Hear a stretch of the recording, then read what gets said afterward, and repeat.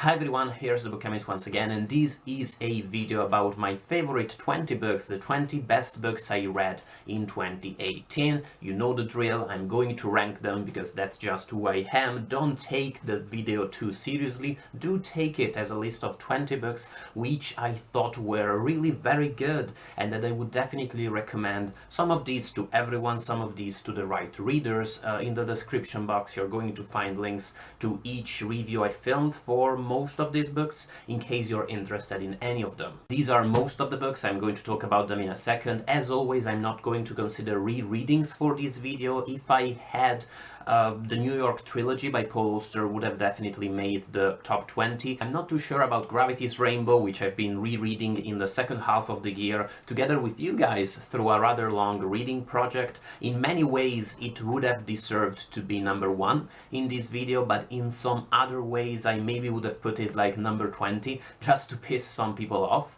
All I want to say is that I wanted to thank you once more for contributing to that reading project and for watching my videos in the course of the year. I've written a couple of blog posts about the making of this chart, some other books I adored this year, some books I maybe didn't like too much on my Patreon page, and of course, if you enjoy my videos, consider supporting the channel on Patreon, that would be great. But let's begin. Number 20 is Less by Andrew Sean Greer, a book which I liked, and in my review I stressed the fact that it seemed to me like a very easy, very enjoyable read in the best possible sense, and I believe many of you, considering your comments, had a similar experience. I heard from so many people, even some of my friends told me that it was a very good book. Maybe it was nothing too spectacular, that was the general impression. And I so agree. To me this is the literary equivalent of a sorbet, of a very enjoyable dessert, that it's nothing too complicated or spectacular, but it's still great. It's a great palate cleanser to me between the other reads, and as I say these things I realize I sound very snobbish and it sounds like this is nothing too good at all, but that's not the case at all. This is the king of sorbets in a way. Also, I say these things because to me, if a book lets you have a good time, as Less definitely did, to me that's spectacular. It's nothing to underestimate at all. Number 19 is Man in the Dark by Paul Auster, who also has another book in this top 20. Man in the Dark was one of the last books I read in the course of the year, and it was a surprise. It read almost as if Paul Auster was going to write another one of his metafictional stories about a writer writing a story that then interacts with his own life. Another big reflection on the process of writing, on how writing and the things writers talk about influence their own lives, are influenced themselves by these people's lives, how the relationship is far from straightforward, but also halfway through it does a sort of somersault and becomes something quite different. It's one of the most humane and highly emotional among Auster's novels, and I liked it very much. It might be a good introduction if you'd like to check out some Auster, but maybe you're not too much into gimmicky postmodern ebooks a la Calvino or Borges. Number 18 is The Eyes of the Overworld by Jack Vance. This is not that book, this is The Dying Earth, because I'm not too sure where The Eyes of the Overworld are in the world at the moment. This is Eyes of the Overworld is the second book in Vance's classical fantasy saga, and in my opinion it was a better experience than Dying Earth on so many different ways. Dying Earth was an excellent fantasy novel. In it you find so many of the plot elements and the monsters and some of the spells that then seeped into the mainstream of fantasy fiction, be it in literature, be it in video games, be it in role-playing games. You definitely feel how these books influenced stuff such as Dungeons and Dragons, except that Eyes of the Overworld was also a great story too. It wasn't anymore a collection of rather disconnected short stories, but it followed the saga of a main character, a despicable rogue, a rather awful human being in so many different ways, and it felt like experiencing life in a very difficult world, a cruel place where magic and monsters and curses all contributed to making people's lives miserable, and it was a great exercise in, imagination, just as much as H.P. Lovecraft's less horrific and more more fantastical stories. Absolutely recommended to fantasy fans, and I don't think you need to read Dying Earth first. If you enjoy fantasy fiction, go straight to Eyes of the Overworld.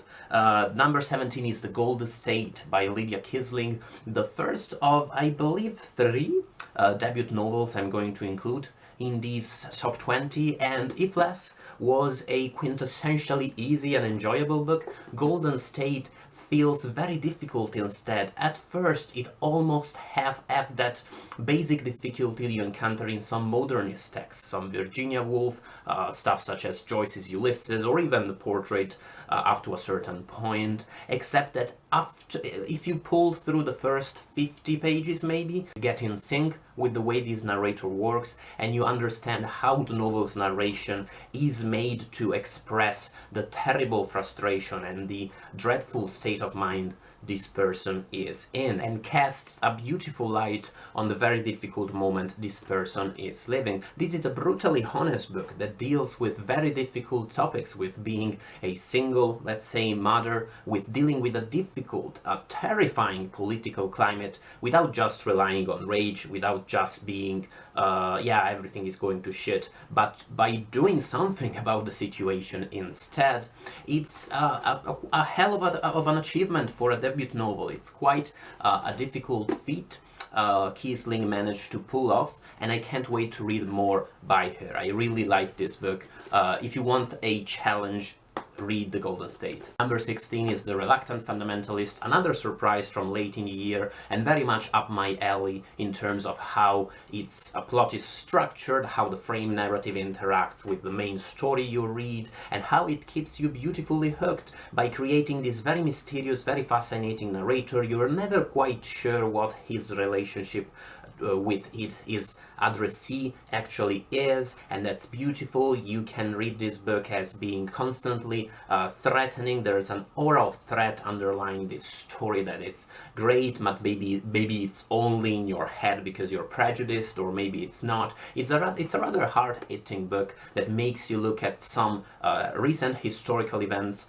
under a different light. It's a beautiful story. Once again, it's thrilling. I highly recommend you read it in a single sitting, and as I mentioned in my review, I'm very interested to hear from American readers, because I believe this is carefully aimed at an American audience. It's made as if to, let's say, to piss Americans off very much, and I'd like to hear from you, if you read this book, what your impression was, what your gut reaction was as you were reading. Number 15 is Paul Auster again, Leviathan. This book is here not quite because of its plot, which is actually quite thrilling. It's among the most interesting and most curious, and thrilling is probably the right word. A different writer would have made a literal thriller out of this story, but again, it's one of the most interesting in Auster's oeuvre. But it's not here because of that. It's not here because of its characters, who are still very interesting, and a couple of them are truly unforgettable. This is here because of the way it's written. I've talked extensively on my channel about how I adore books that are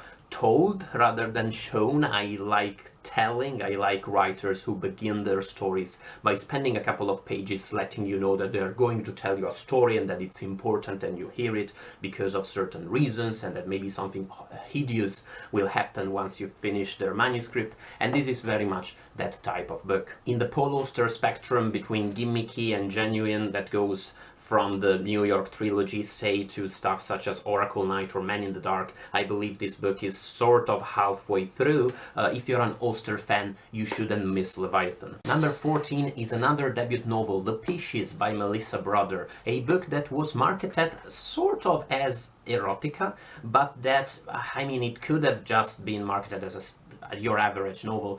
Is there more sex in this book than in your average Jonathan Franzen Ken Follett?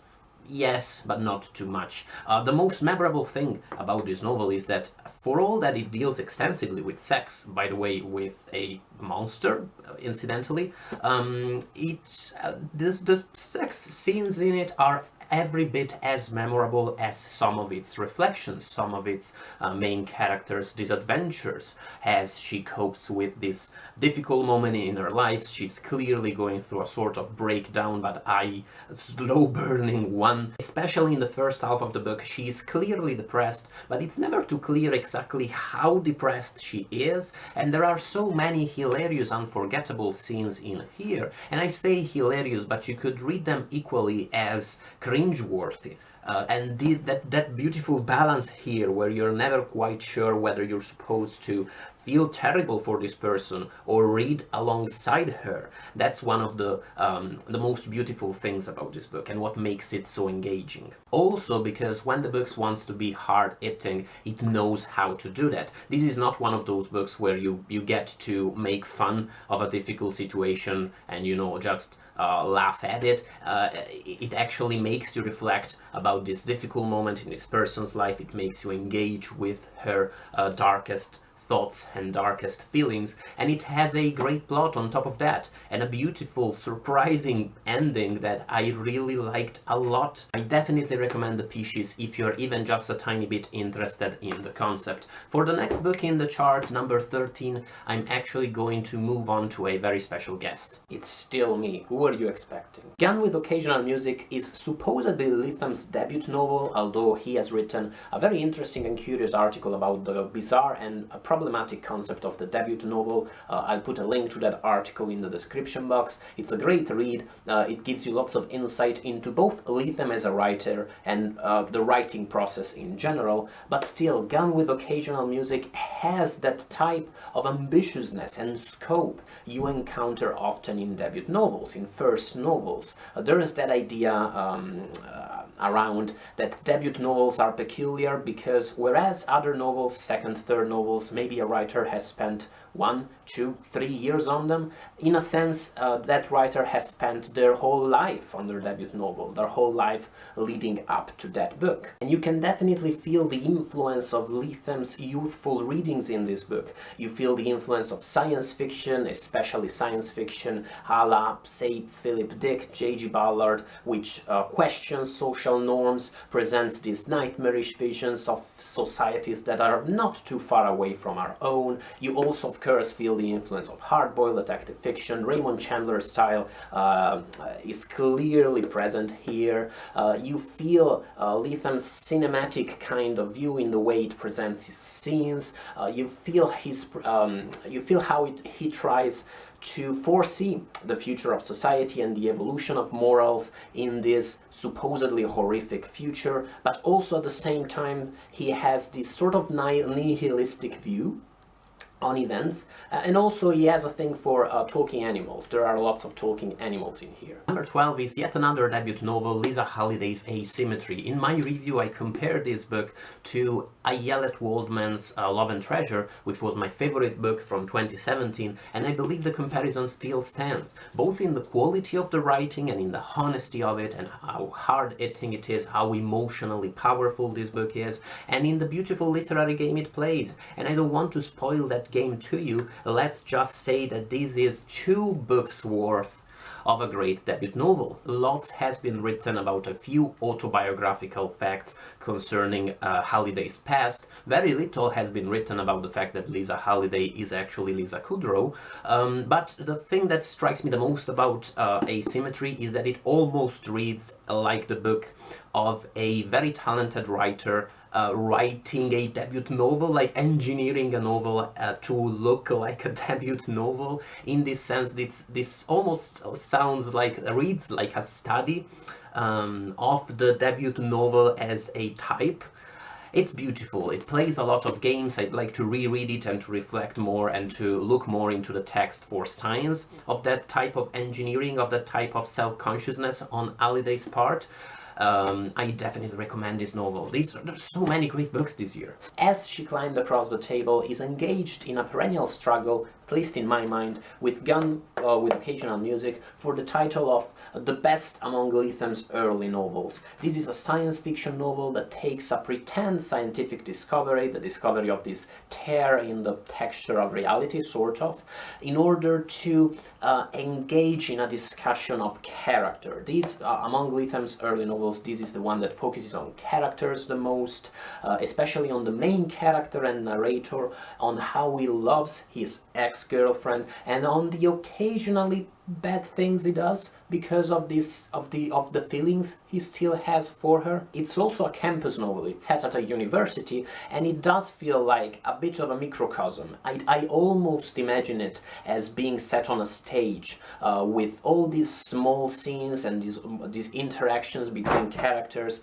revolving around this bizarre tear that appeared on campus, but at the same time always discussing the characters themselves. Don't make the mistake of thinking this doesn't have a plot based on what I'm telling you, because it does, and it's truly engaging, and there are also a couple of truly unforgettable characters in here, but this is truly an original and engaging way of talking about relationships, while also dropping in the occasional parallel universe, which never hurts. Number 10 is Catch-22 by Joseph Heller. I rank these novels because I like to do that, I find it fun, but of course it's very silly, and Catch-22 could have very much been number 1. Very much like Gravity's Rainbow, it could also have been sort of number 20, and these books share quite a few similarities, including of course some very macroscopic ones. They both deal with World War II in rather absurd ways. They have many characters that feel almost like caricatures up to the point where they don't, and things get very, even dreadfully real. Their humor is also very similar, and it's very easy to see Catch-22's influence on Pynchon's writing and on Gravity's Rainbow in particular. The reason why it could have been maybe even number 20 is that I found it a rather difficult book, very hard to get into it for the first 50-100 pages, also because that humor I mentioned, I'm not too sure how well it has aged, and that may be a matter both of, you know, this book being quite old, but also a cultural matter. Maybe as a European, as an Italian, I don't necessarily get that type of American humor. It's an experience I had very recently also with Doctor Strangelove by Kubrick. I rewatched it recently, and for the love of God, I'm not here to comment on that movie or to say in any way that it's not good. I like it actually, but I understood that part of the humor was lost on me, that maybe it didn't hit me as hard as it was supposed to be, or as it did to people back then. The reason why Catch-22 could have easily been number 1 is that once you get into the novel, once you manage to connect with these people, the silliness of it all is counterbalanced by a very deep, very humane concern for these characters. Behind all the jokes and the slapstick, this is a novel that actually deals with some of the bleakest moments in recent history and some of the greatest contradictions of human life in very honest terms. This book is far from gimmicky. It made me feel as if I were part of that island, I were together with those people, and when bad things started to happen to those people, it hit me very hard. Number 9 is The Color Purple by Alice Walker. Another surprise. I wasn't expecting to enjoy that book so much, and that also is maybe a slow burner. Maybe in the first few chapters you're engaged by the very peculiar narrator, you're interested in what's going on, and then halfway through the book the novel surprises you. It introduces new elements, it complicates the ones you knew already. It's also much more complex on the level of form than I was expecting, and in terms of emotional impact, in terms of how much it makes you feel for these characters going through some hideous shit and occasionally finding great beauty in the world, it was it drove me to tears toward the end, in the middle of a library. Number 8 is Dissident Gardens by Jonathan Lethem. Lethem has 4 books in this video, and in the course of the year I read much of his novels that I still didn't know, both because of my research and because of personal interest, and he definitely became one of my very favorite writers. He is now definitely up there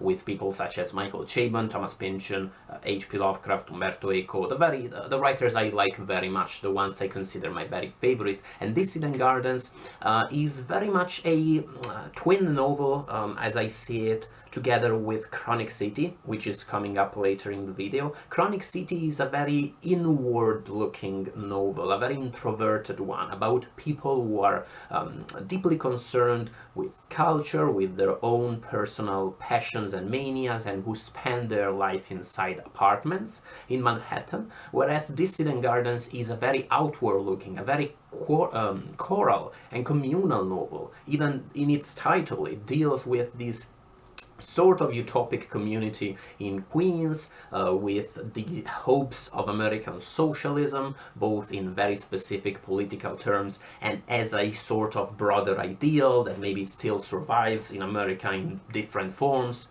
other than the Socialist or Communist Party. Other than this, it's a straight-up historical novel, a genre that Lethem hasn't tried elsewhere, even in those novels that are very much concerned with a place in a specific time, say Fortress of Solitude. I don't feel Fortress of Solitude is in any way a historical novel the way Dissident Gardens truly is, and it's a novel peopled by, once more, unforgettable characters. If Chronic City or Fortress of Solitude have so many gimmicky, and I say that in the best possible way, so many curious, bizarre, paradoxical elements that make me adore them to bits, Dissident Gardens is so strong, and I liked it so much purely because of its of the fact that it's peopled by so many unforgettable characters, so many different ones, hippies and nerds and Quakers, hardcore socialists that are not so hardcore, and you get to experience the world, New York City specifically, but the world in general, from their different perspectives, and terrible things happen to them, and you get to feel so many things for all of these paper people. Number 7, surprise, surprise, The Savage Detectives by Roberto Bolano. I wasn't expecting to like this book so much. 2018 should have been the year where I read 2666. That hasn't happened. Will it happen in 2019? Savage Detectives is spectacular. Possibly Bolano's greatest achievement in this novel, and on this point I very much agree with Lethem's review of 2666, is that Bolano manages to create a world where literature is truly central. It's a central fact of people's lives. It's a world where poets are widely known and renowned and are famous, and people interact with each other by referring to poetry, to all sorts of Latin American writers, many of whom I personally didn't know at all. I had this sneaky fear while I was reading Savage Detectives, that I would only understand the tiny crumb of the novel because I didn't know so many of its intertexts. But the genius thing, as I was saying, is that Bolano manages to create this world and to, number one, make it believable, and number two, make it very hospitable. Even if you're not a scholar of Latin American poetry or literature, you're going to feel welcome in this reality. You're going to feel like you're part of this group of beatniks who just want to have fun and to enjoy the world, the beautiful things in the world, and who, for so many different reasons, both personal and broader, are often not able to do that and are often very miserable. The first 120 pages are a very engaging story about a young man discovering his nature and his vocation, let's say, but then the novel drops that storyline and becomes a sort of mosaic, a collection of stories from all different sorts of people. And the thing, as I mentioned in my review, the thing I loved so much was precisely how Savage Detectives ignites again your passion for storytelling. It feels like you're sitting in a room with so many people. Some of them are quite boring, some of them are very interesting, and you're just experiencing all of their stories. And if you like reading, if you like stories, how can you possibly not like the Savage Detectives? Well, there are a few reasons. Once again, its style, its plot structure, but I do believe that if you're open-minded enough, you can have a hell of a great time with this book. It's one of those books that makes you remember why you love literature so much. The next two books in the video are both novels that terrified me a lot. Number 6 is Jennifer Egan's Look at Me, a novel that pulls off that most difficult of narrative tricks. The parallel storyline, you get two stories following two different characters whose plots intertwine at certain points in the novel, but not too often, and both of these stories are equally enthralling, equally engaging, and equally nightmarish. Even more than much more recent great stuff such as Dave Eggers' The Circle, this is a book that foresaw the rise of social media and the way the internet and certain types of social networks were going to change our perceptions of ourselves, the way we interact with one another, the way we consider our personalities, ourselves more broadly speaking. And at certain points in this novel, the book offers such nightmarish visions of history as this evolution toward automatization they truly changed in a way the way I looked at the world, at certain historical events, in a way I'm still reeling from. It makes you as crazy as some of its characters. And I began this video by praising Lethem, by saying that when books make you have a good time, that's in a way that's all there is. So I shouldn't necessarily enjoy a book such as this that was so disturbing instead. But when a book moves you the way Look at Me does, while giving you such interesting stories, while presenting you with such flawed, such terrible characters that are still so deeply relatable and that you still manage to engage with and to understand, when it's written in such a beautiful narrative style, when it manages to keep you hooked so well by jumping between these two different storylines, between Michigan, and New York all the time, and then there's the thrilling element of the novel. Someone in here is going to do bad shit. That's just beautiful narrative. Egan too has become this year one of my very favorite writers, and I would be hard-pressed to say which among his novels, this one, The Keep or Visit from the Goon Squad, is my favorite. Number 5 is Annihilation, which is terrifying in a much more straightforward way. This is a horror novel and I adored it. In a way, it's a perfect book, if you ask me. It immerses you in this reality through a very peculiar, rather strange sort of unreliable first-person narrator. Straight away from the first 10-20 pages, you understand that this expedition in this mysterious Area X, where bad shit happened in the past, something's off with these people, something strange going on. You're never quite sure about the reality of what you're experiencing, but somehow this is narrated in a way that makes the whole experience flow very beautiful. This is not one of those books where this is not the type of ontological uncertainty you encounter in, say, Philip K. Dick books such as Ubik, which are great novels, but where sometimes you have to pause and go, okay, what the fuck am I reading? These flows great. To me, as a huge fan of H.P. Lovecraft, this was a very Lovecraftian experience, both when it came to its slimy monsters and when it came to its reflections on civilization, on the past, on the nature of human enterprises. But be aware that the author Jeff Vandermeer wouldn't necessarily agree. I believe in some interviews he made it explicit that to him Annihilation is sort of anti-Lovecraft. Read it as you will. To me, the fact that you can read Annihilation under so many different lights only testifies to its beautiful complexity and to how rewarding a novel that is. I wasn't necessarily a fan of its sequels, Authority and Acceptance. I enjoyed Authority, I didn't enjoy Acceptance too much, but I do respect immensely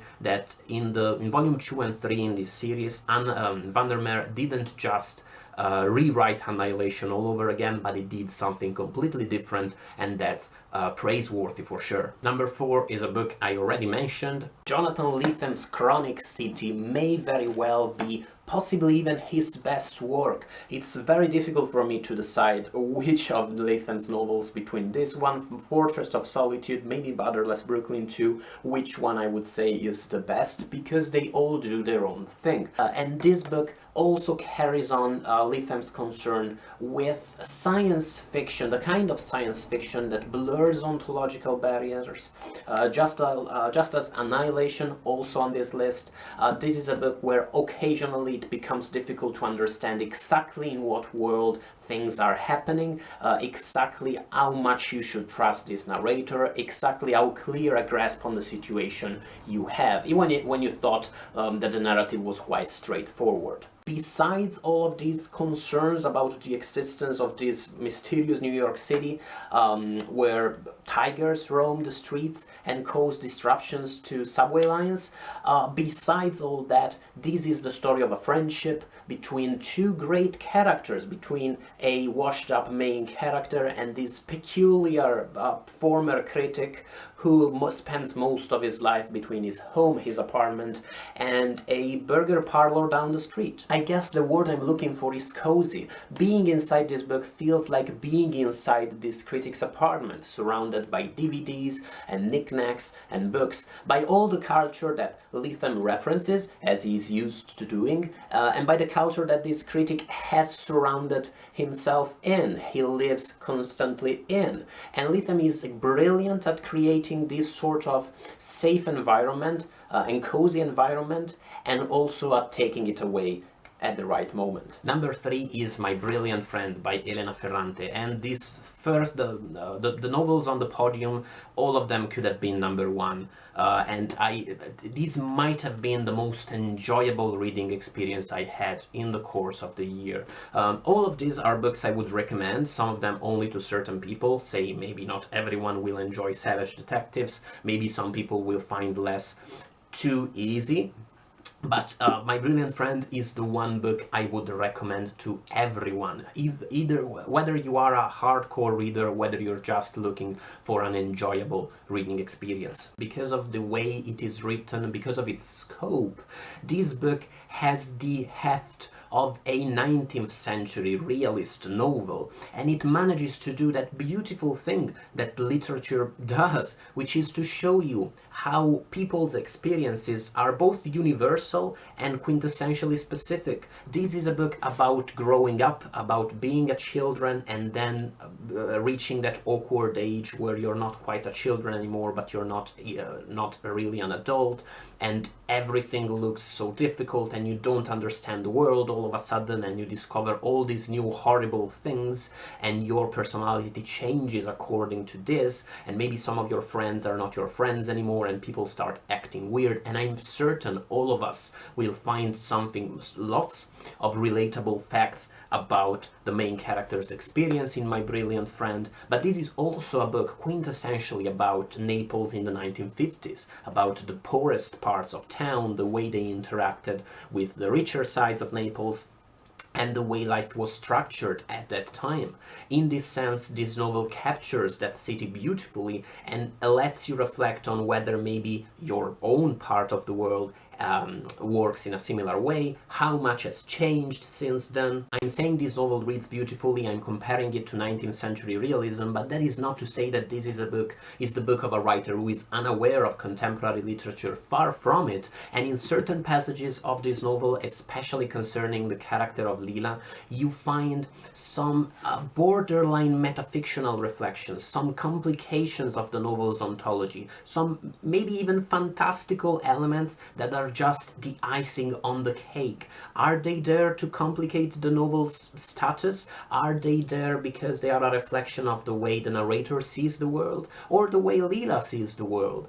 I guess that to find that out, you will have to read the other volumes in the series. I do have them here, they're here somewhere.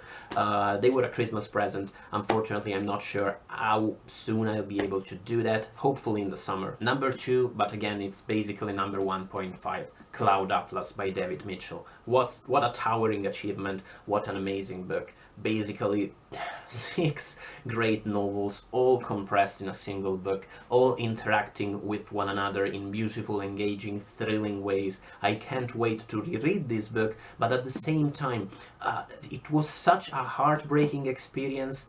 It's not like I don't want to reread it because I know it will be painful. I want to do that even though I know it will be painful. This book shows you the heartbreaking nature of time passing, history as a cyclical series of tragedies reoccurring time and again, some of the basic perversions that are native to human beings and that recur again and again. And in that sense, it cannot but be heartbreaking. If My Brilliant Friend breaks your heart because bad things happen to good people, Cloud Atlas breaks your heart because bad things happen to the human race, and 99% of them are the human race's fault. That is not to underestimate the historical broader perspective of My Brilliant Friend, which is definitely there, make no mistake about it, and it's brilliant, but also that's not to underestimate Cloud Atlas's concerns for the specifics of their characters' lives.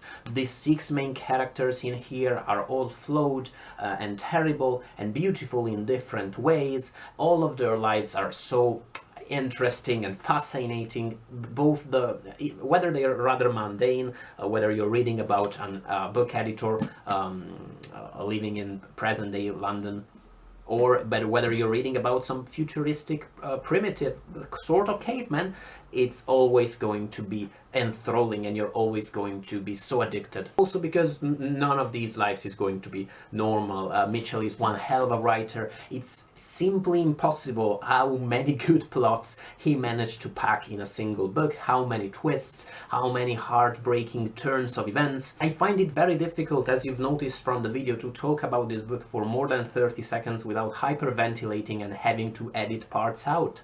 Cloud Atlas is one of those gimmicky books, I've been using this term a lot today, such as S by Doug Dorst or J.J. Abrams, which are based on a rather curious sort of literary game. Hey, this is 6 books in one. That's rather strange, right? It's almost Calvin-esque, but at the same time, they don't live or die based on the game's novelty factor. This is not just 6 books in one and that's it. This is 6 books in one that interact with one another and that are seamlessly tied together and that create a broader reflection on the human nature's journey throughout history. And once again, I had to edit a part out. This is a book where, impossibly enough, every single component of it deserves every kind of praise I can possibly give, and then when you look at them all together as a cathedral, they are astonishing and even more beautiful. But then when you look back at each single one individually, they appear even more great than they did before.